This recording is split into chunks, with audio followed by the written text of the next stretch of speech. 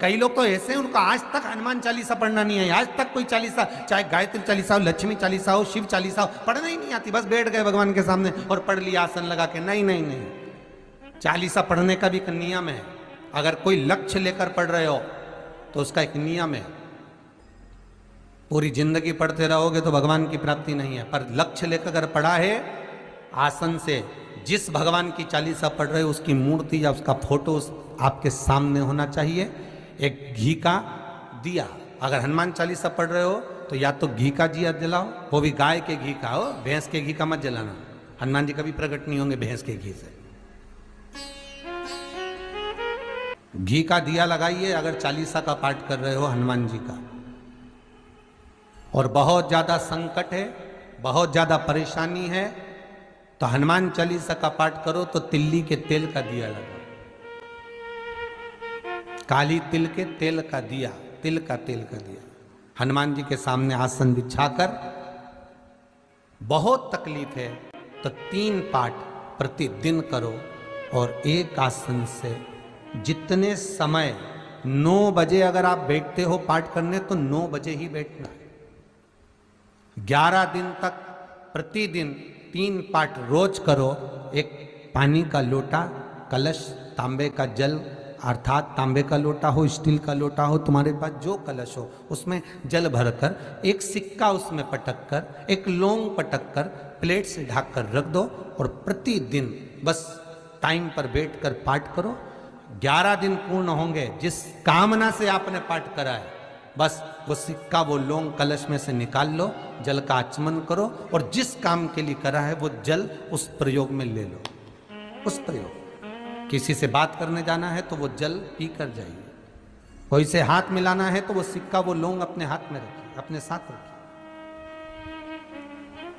कई लोग कहते हैं हम तो बहुत दिनों से हनुमान चालीसा पढ़ रहे हैं, हम बहुत समय से राम रक्षा स्तोत्र का पाठ कर रहे हैं, हम बहुत समय से ये कर। अरे तो उसको नियम से तो करो। हनुमान चालीसा का प्रागट्य केवल एक दिल से की गई स्तुति। हनुमान जी महाराज की स्तुति, राम जी महाराज की स्तुति तुलसीदास जी ने केवल दिल से करी थी, केवल मन से। और ये नहीं कहते कि हनुमान चालीसा पढ़ोगे तभी भगवान, नहीं नहीं, आप दिल से अगर भगवान को पुकार लीजिए, आप दिल से पुकारो उसको, वो आएगा।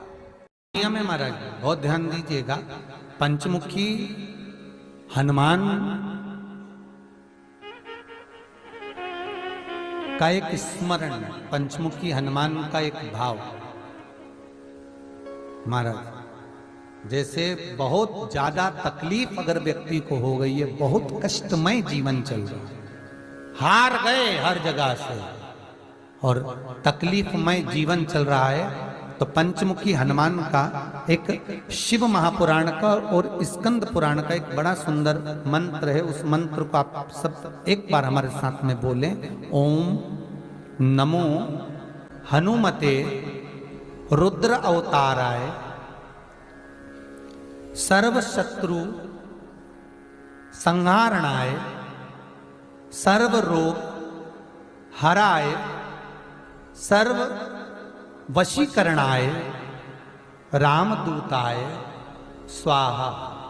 बस इस मंत्र को हाथ में काली तिल लेकर, एक जौ लेकर और गूगल लेकर, थोड़ा सा उसमें गाय का घी डालकर, कंडे को या अग्नि को जलाकर इस मंत्र का 11 बार 21 बार जाप कर कर अपनी कामना कर कर छोड़ दीजिए। कैसा भी रोग हो, बीमारी हो, कष्ट हो, दुख हो, तकलीफ हो, 21 दिन के अंदर वो आनंद आना प्रारंभ कर देता है महाराज। इस मंत्र, स्कंद पुराण का, शिव महापुराण का ये मंत्र मूल पंचमुखी हनुमान सुख देंगे।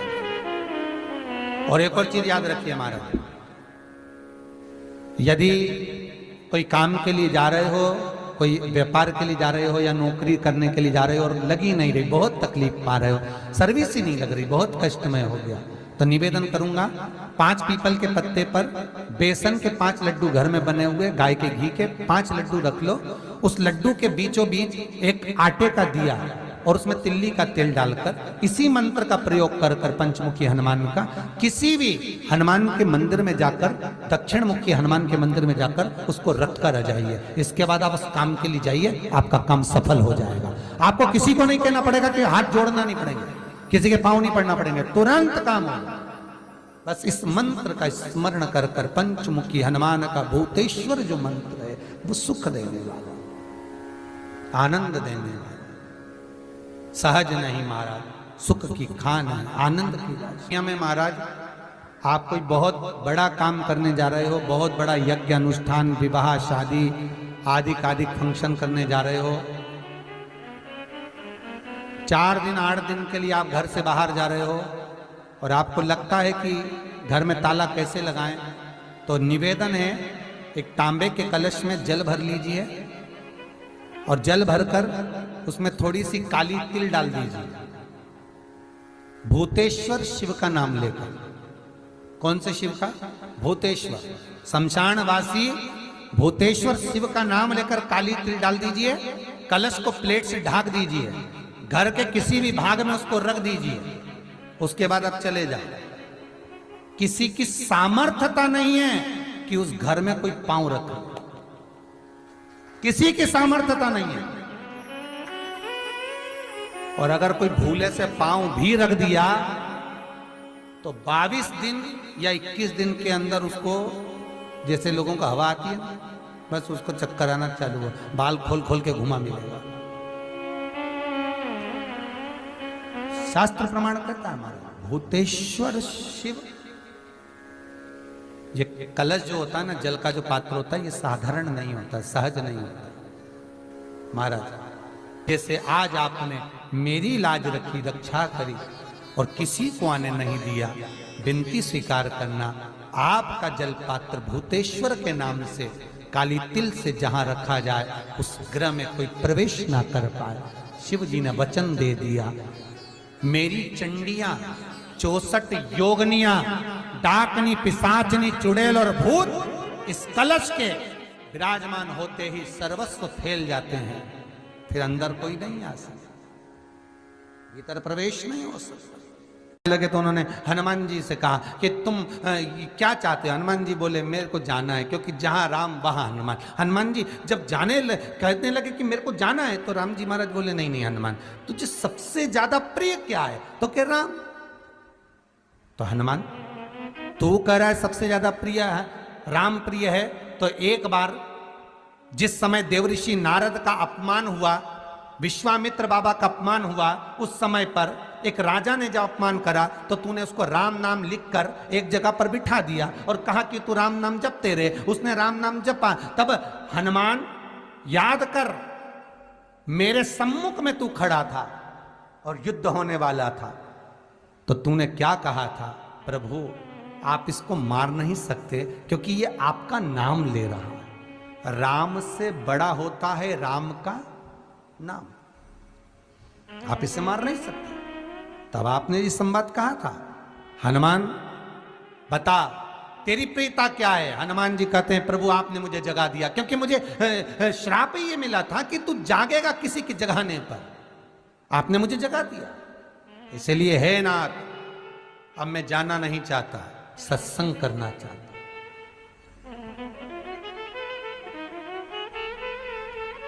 श्री राम जी का चरित्र है। अब मैं सत्संग करूंगा, भजन करूंगा, नाम जाप करूंगा। पर राम जी जानते हैं हनुमान से कहा, हनुमान मेरा जाने का समय आ गया, मुझे तो जाना पड़ेगा ना। सीता पृथ्वी में चली गई, मुझे भी जाना है। मैं सरयू के जल में अपने प्राणों को त्यागूंगा, मानव का शरीर है, इसको त्यागना तो पड़ेगा ना हनुमान।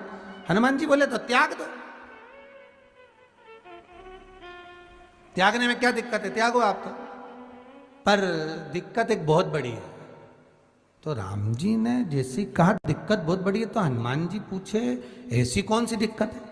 हनुमान जी के शब्द सुने तो राम जी बोले, जब जिस समय पर तुम सूर्य को निगल गए थे, इंद्र को क्रोध आया था और इंद्र ने तुम पर वज्र का जब प्रहार करा था, जब वज्र का प्रहार इंद्र ने करा तब तुम्हारा नाम हनुमान हुआ।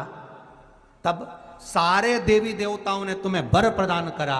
उस जगह पर यमराज भी खड़ा था, तो यमराज ने तुम्हें वर दिया था कि जहां हनुमान होगा वहां यमराज नहीं होगा।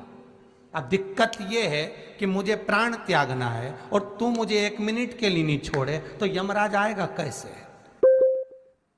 दिक्कत वहां अड़ी पड़ी है।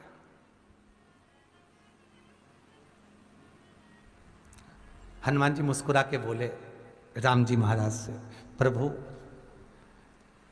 मैं आपके बिना रह नहीं सकता। तो राम जी बोले, मैं भी जानता हूं कि तू मेरे बिना नहीं रह सकता, पर एक काम तो कर सकता है ना। क्या? मैं अगर कोई काम बताऊंगा तो तू करेगा कि नहीं करेगा? हनुमान जी बोले, आपका काम और मैं ना करूं, ऐसा कभी हुआ है? जरूर करूंगा। ठीक है। बस अब राम जी महाराज ने सोच लिया कि हनुमान को जाने से पहले काम पर लगाना। अब वो कौन सा काम था? बोलो रे भाई। हनुमान जी को कहां काम पर लगाया राम जी ने? किस जगह पर काम पर लगाया? अरे सभी ने रामचरितमानस सुनी है, खूब सुनी, जल्दी बताओ।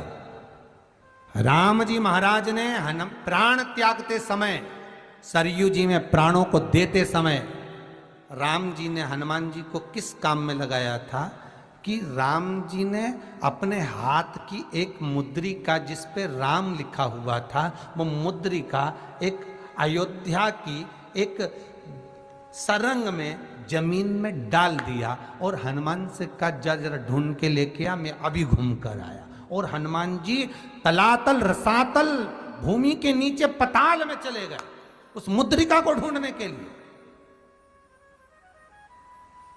जिस पे राम लिखा है।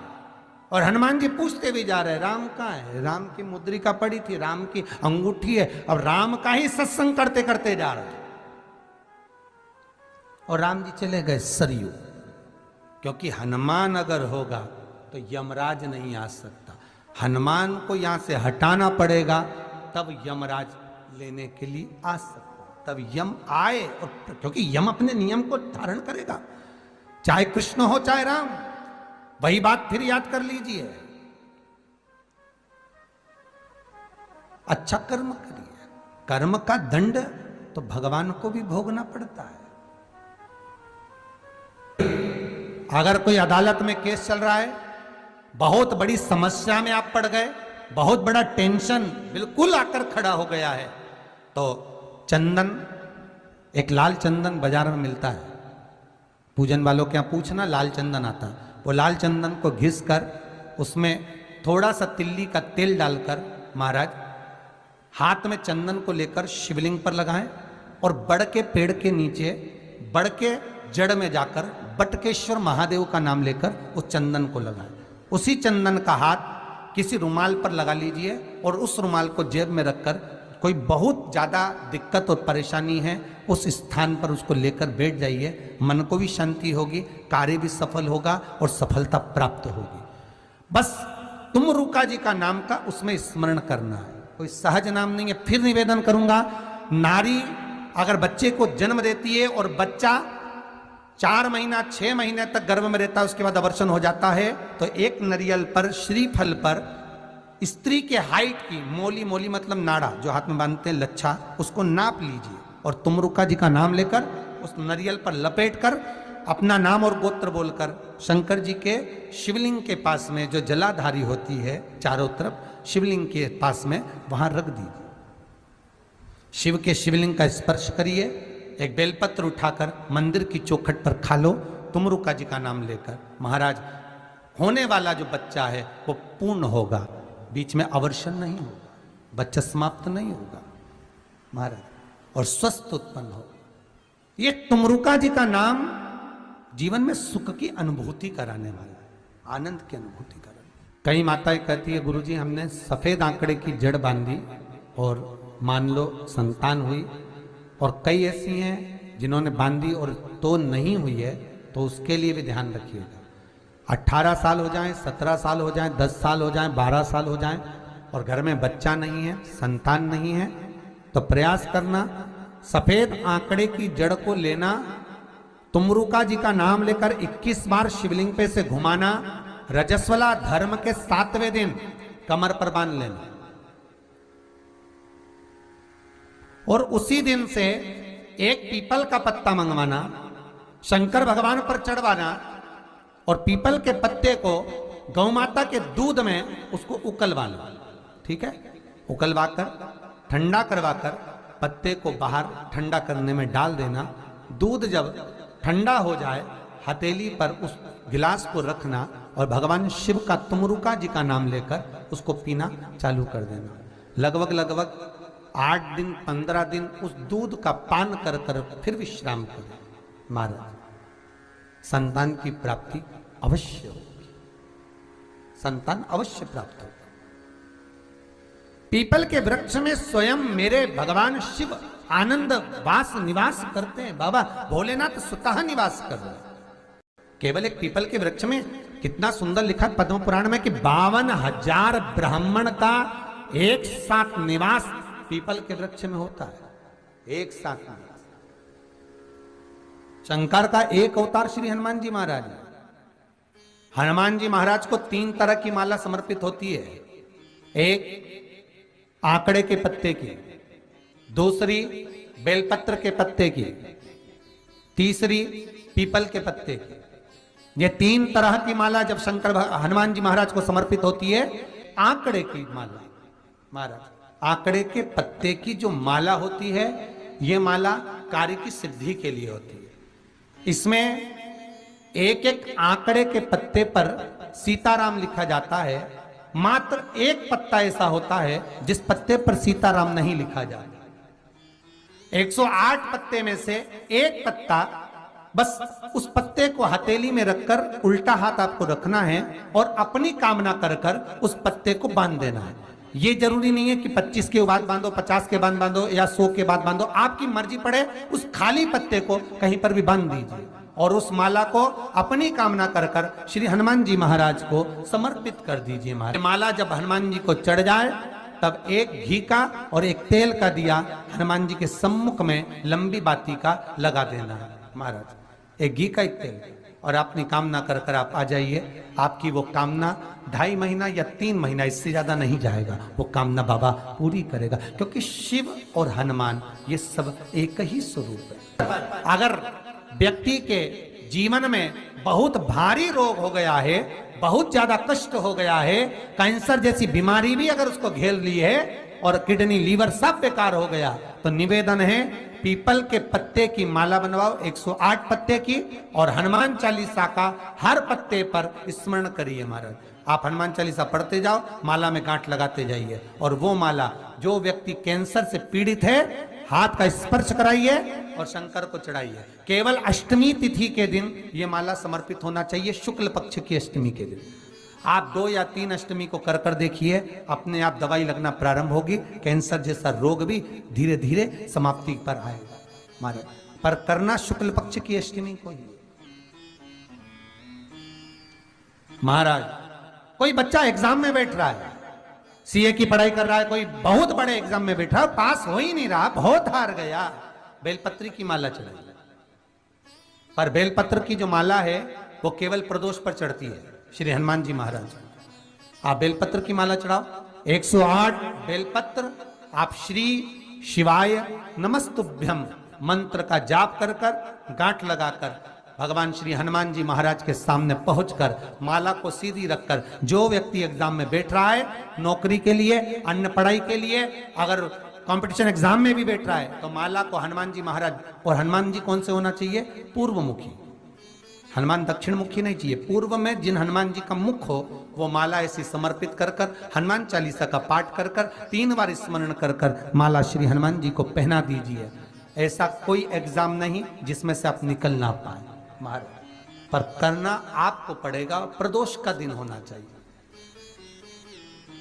प्रदोष के दिन भगवान, और प्रयास जहां तक हो सके प्रदोष काल में अगर चढ़ाएंगे तो ज्यादा फलदायी रहेगा। रतिमान, मतिमान, कैतुमान, रतिमान, ऐसे हनुमान जी के 5 भाई और तो 6 भाइयों का जन्म हुआ है। 6 भाई भगवान का भी कम नहीं देता, अधिक। और आज भी नियम है महाराज, जिसकी फैक्ट्री नहीं चलती हो, प्रॉपर्टी की आप खरीदारी बेचादारी करते हो, प्रॉपर्टी से जुड़ा हुआ काम करते हो, या लोहे से जुड़ा हुआ करते हो या फैक्ट्री आदि का कर्म करते हो, कोई मैन्युफैक्चरिंग करते हो, वो नहीं चल रहा, तो हनुमान जी के उल्टे पांव का सिंदूर लीजिए और हनुमान जी के दूसरे नंबर के भाई गतिमान का नाम लीजिए। किसका नाम लेना है? गतिमान। गतिमान का नाम लेकर फैक्ट्री के बाहर या फैक्ट्री पर एक स्वस्तिक का निर्माण कर दीजिए, हनुमान जी के उल्टे पांव के सिंदूर और गतिमान का नाम लेकर। कभी आपकी फैक्ट्री कोई काम नहीं निकालेगी, उन्नति की ओर ही निकल जाएगी, कभी घाटे की ओर नहीं जाएगी। गतिमान का नाम, रतिमान, केतुमान, मतिमान, ये जितने भी नाम है हनुमान जी के भाइयों के, ये सब कल्याण करते हैं। एक एक नाम कल्याण करते हमारे, एक एक। महाराज वो जिन बच्चों को निमोनिया हो जाता है ना, वो सर्दी का कोटा रहता है, बहुत सर्दी बच्चों को बनी रहती है, तो हर दिन 5-10 दिन में वापस दौड़ के डॉक्टर के पास लेके जाओ, फिर डॉक्टर के पास लेके, वैसे तो डॉक्टर के पास बच्चे आजकल के जमाने के जाते ही जाते हैं हर 15 दिन 20 दिन में, तो इसके पीछे वो चले जाएं। एक हास्य व्यंग में हमसे पूछा किसी ने, महाराज जी आज के बच्चे बार बार हॉस्पिटल डॉक्टर क्यों जाते हैं? तो हमने कहा देखो भैया, बच्चा जहाँ जन्म लेता है उनसे प्रेम ज्यादा होता है। पहले नानी के घर में पैदा होता था इसलिए नानी के घर ज्यादा जाता था, दादी के घर में ज्यादा पैदा होता था इसलिए दादी के घर ज्यादा जाता था। आज के बच्चे हॉस्पिटल में ज्यादा पैदा होते हैं इसलिए हॉस्पिटल ज्यादा घूमने जाते हैं। ये हास्य। पर यदि बच्चे को सर्दी ज्यादा होती है, निमोनिया ज्यादा होता हो, ठंडा का कोटा ज्यादा रहता हो, तो पीपल के 5 पत्ते महाराज उस पर घृत लगाकर हनुमान जी के तीसरे नंबर के भाई व्रतिमान का नाम लेकर, व्रतिमान का नाम लेकर बच्चे की छाती पर एक वस्त्र से उसको बांध दीजिए, रात्रि भर बंधे रहने दीजिए महाराज। और बांधना कौन से दिन है? 12 तिथि को, बस एक बार बांधना, उसके बाद सर्दी का कोटा नहीं रहता महाराज, बच्चा स्वस्थ अपने आने में।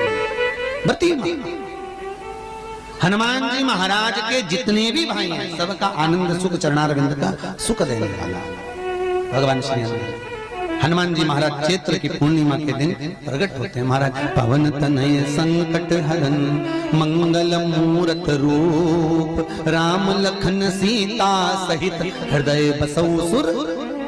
श्री हनुमान जी महाराज का प्रागट्य होता है, चारों तरफ सुख ही समाहित हो जाता है, आनंद ही आनंद स्थापित हो जाता है चारों। अब दोनों में अंतर देखिए। हनुमान जी की जब स्तुति गाई जाती है तो बोला जाता है विद्यावान गुणी अति चातुर। फिर से बोलो एक बार लाइन से, विद्यावान गुणी अति चातुर। हनुमान जी विद्यावान थे और लंका का राजा रावण विद्वान था। क्या था? जम के बोलो विद्वान। ये विद्यावान, वो विद्वान। तो एक प्रश्न सामने खड़ा होता है कि विद्यावान और विद्वान में क्या अंतर है? हनुमान जी विद्यावान गुणी अति चातुर, रावण विद्वान, तो दोनों में अंतर क्या है? विद्वान ये भी विद्वत्ता से वो भी पढ़ा लिखा, ये भी पढ़ा लिखा। अष्ट सिद्धि नवनिधि उनके पास में, इसके पास। तो फिर अंतर क्या है? तो शिव महापुराण की कथा कहती है जिस व्यक्ति को पढ़ कर विद्या अर्जन कर खूब पढ़ाई करते करते अच्छा पद जब मिल जाता है और उसको जब अहंकार आ जाता है तो वो विद्वान हो जाता है। और जिसको पढ़ कर खूब अच्छी सिंहासन भी मिल गया, उसके बाद भी उसका चित्त वृत्ति नम्र होता चले जाता है, तो वो विद्यावान हो गया। विद्वान में अहंकार है, विद्यावान में नम्रता है। बहुत ध्यान देना हमारा। कई लोगों को पढ़े लिखे थे अब टू डेट बन के हमारे बराबर कोई अहंकार आ गया, मतलब तुम विद्वान हो, बहुत विद्वान हो, मना नहीं है, तुम्हारे में विद्वत्ता की कमी नहीं है, सारे वेद पुराण शास्त्र सब तुम्हारे में भरे हुए हैं, सारी पढ़ाई लिखाई तुमने भरी हुई है, तुम बहुत विद्वान हो।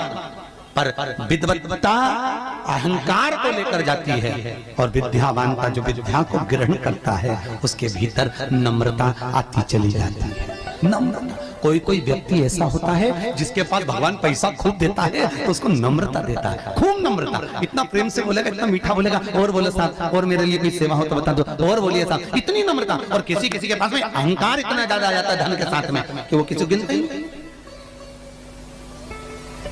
होगी नहीं, बिल्कुल ऐसा लगे जैसे भेरू पे सिंदूर चढ़ा, में एकदम कड़ गिनते। तो दोनों में अंतर है, दोनों। नम्रता अगर आपके भीतर पढ़ाई लिखाई के साथ में, विद्या के साथ में आ रही है तो समझ में। कितना सुंदर कहा रामकृष्ण परमहंस जी ने। रामकृष्ण परमहंस जी से स्वामी विवेकानंद जी ने पूछा, आपकी निगाह में खूब पढ़ा लिखा व्यक्ति कैसा होता है? रामकृष्ण परमहंस कहने लगे, जीरो। कैसा होता है? शून्य। स्वामी विवेकानंद ने फिर रामकृष्ण परमहंस से पूछा, आपकी दृष्टि में बहुत पढ़ा लिखा, बहुत पैसे वाला धनपति व्यक्ति कैसा होता है? रामकृष्ण परमहंस जी ने कहा, डबल शून्य, डबल जीरो। स्वामी विवेकानंद जी ने फिर पूछा रामकृष्ण परमहंस जी से, गुरुदेव आपकी दृष्टि में पढ़ा लिखा व्यक्ति, बहुत धनपति, सब ज्ञान में निपुण, वो व्यक्ति कैसा होता है? रामकृष्ण परमहंस ने कहा, ट्रिपल जीरो, 3 शून्य। स्वामी विवेकानंद ने कहा, गुरुजी अगर ये सब शून्य की गिनती में आ गए तो कीमत किसकी होगी? रामकृष्ण परमहंस जी ने कहा, सारे ज्ञान प्राप्त करने के बाद जो झुकना नहीं जानता, नम्रता नहीं जानता, वो जीरो के बराबर ही होता है। और जिसके पास में धन भी है, विद्या भी है, सारी निपुणता है, और जिसके भीतर नम्रता बनी हुई है, उसके आगे एक लगा दिया जाए तो वो करोड़ों की गिनती में हो जाता है। उसके आगे एक का। कई लोग बड़ी अभिमतता में जीते, मैं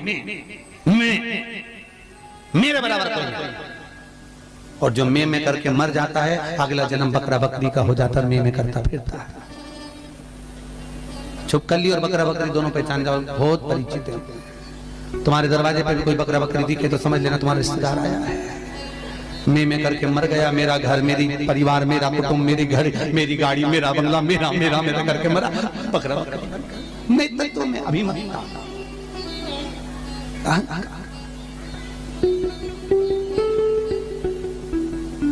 गुरु नानक देव जी महाराज का शब्द याद करो, कुछ भी मेरा नहीं है, सब कुछ तेरा, सब कुछ तेरा। इसलिए बोले सो निहाल, सब कुछ तेरा, हमारा कुछ है,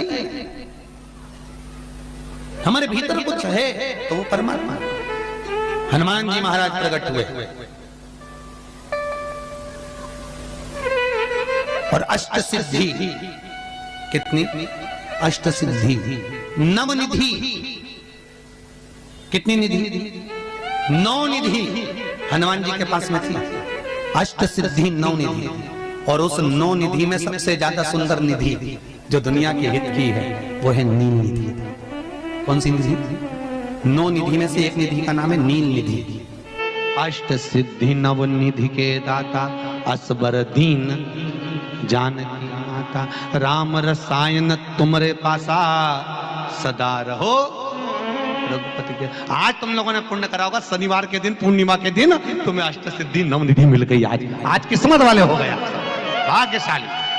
अष्ट सिद्धियां नवनिधियां प्राप्त हो गई। गाते गाते पूरी जिंदगी हो गई थी, रोज हनुमान चालीसा पढ़ते थे, रोज बोलते थे अष्ट सिद्धि नवनिधि की दाता। अष्ट सिद्धि थी कौन सी, नवनिधि थी कौन सी? बच्चे पूछे तो बता तो सकते हो कि अष्ट सिद्धि ये है, नवनिधि ये है, और किस किस चीज का क्या क्या लाभ है। अष्ट सिद्धि मालूम है? अरे जल्दी बोलो, नहीं मालूम? लिखना चालू करो बात।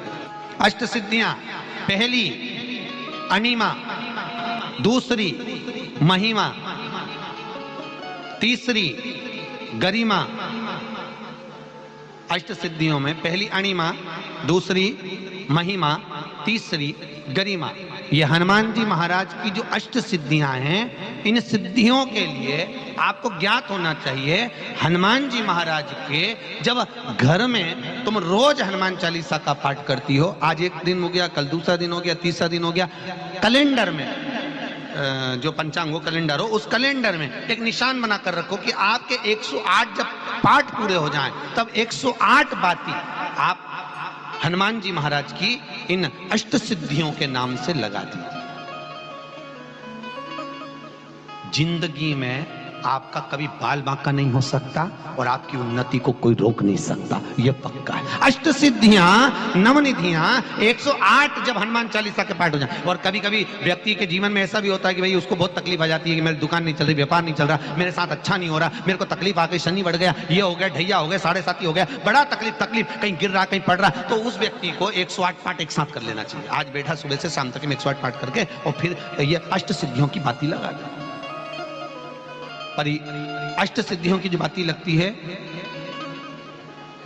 घृत में है, घी घृत, अष्ट सिद्धि। तो ये बाती तो पहली अणिमा सिद्धि, दूसरी महिमा, तीसरी गरिमा, चौथी लघिमा, चौथी है लघिमा, पांचवी प्राप्ति, पांचवी क्या है? प्राप्ति। छठी प्राकंभ, छठी है प्राकंभ। सातवीं है ईर्षत्व, ईर्षत्व। और आठवीं है वशिष्ठ, आठवीं है वशिष्ठ। ये हनुमान जी महाराज की 8 सिद्धियां और 9 निधियां। पूरी हनुमान चालीसा की एक एक चौपाई में एक एक चीज से एक एक बीमारी का इलाज है, एक एक बीमारी का। महाराज हनुमान चालीसा की एक एक चौपाई से एक एक बीमारी का। हमारे जीवन को हम चौपाइयों के क्रम से एक एक शब्द का भान करें कि वो उससे हमें प्राप्ति क्या है। अष्ट सिद्धि नवनिधि किस जगह पर स्कंद जी दे रहे हैं? नवनिधियां जहां पर सेतु बंद हुआ, जहां पर सेतु। तो आप रामेश्वर जाएं, पुराने डाकघर के पास में आज भी 9 शिलाएं नवनिधि के लिए स्कंद देव ने वहां विराजमान करी थी। वहीं हनुमान जी महाराज ने जलपान करा था, वो स्थान आज भी विराजमान। आज